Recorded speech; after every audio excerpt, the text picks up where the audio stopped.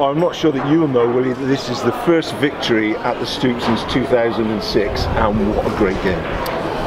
Yeah, delighted with the result, obviously, but just probably more than anything, the performance.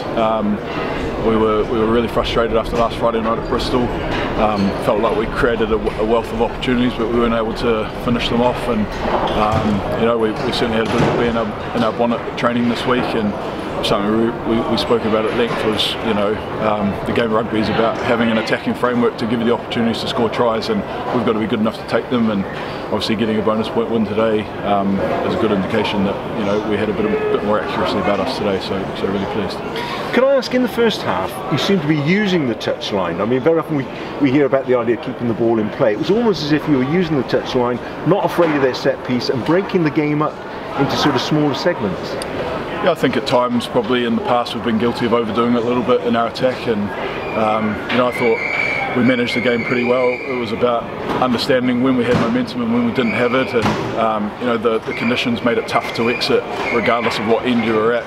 So, you know, if we weren't really going anywhere, those little balls in behind and sticking into touch and saying, well, you know, are you good enough to exit from your end was probably not a bad tactic at times. And just the precision, the way things clicked today, the running lines, the way the passes were in front of people, the way they stuck, it was just, it was almost rather similar to the Bristol game, but polished and really effective.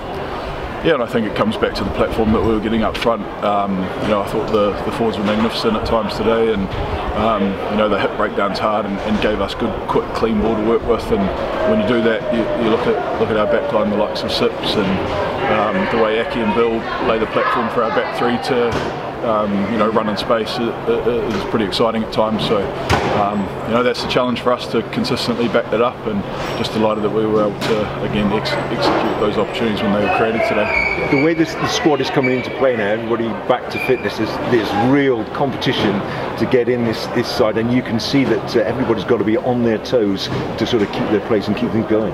Oh, absolutely. Johan laid the challenge down to the starting guys this week that, you know, he's got some real selection headaches at the moment, and the way that the guys that aren't playing are preparing the squad is a massive credit to them, and the types of people that they are, putting their own personal agendas to the side and doing what's best for the team. So definitely a team effort. The challenge for us now is to go away next week with no game, prepare really well for Wasps.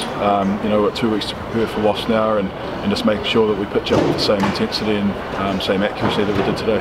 And the other thing that's different here today at Quins is the number of Gloucester supporters that were still here at the final whistle to see you guys come off the pitch. So pleased, such an atmosphere. Everybody absolutely enjoyed that game and result. Oh, they're brilliant. We're so lucky as a team to have the supporters that we do, and it's certainly not lost on us. You know, when we can hear those Gloucester fans, especially in these away games, cheering us on, it really lifts us. So we're really grateful to have them here.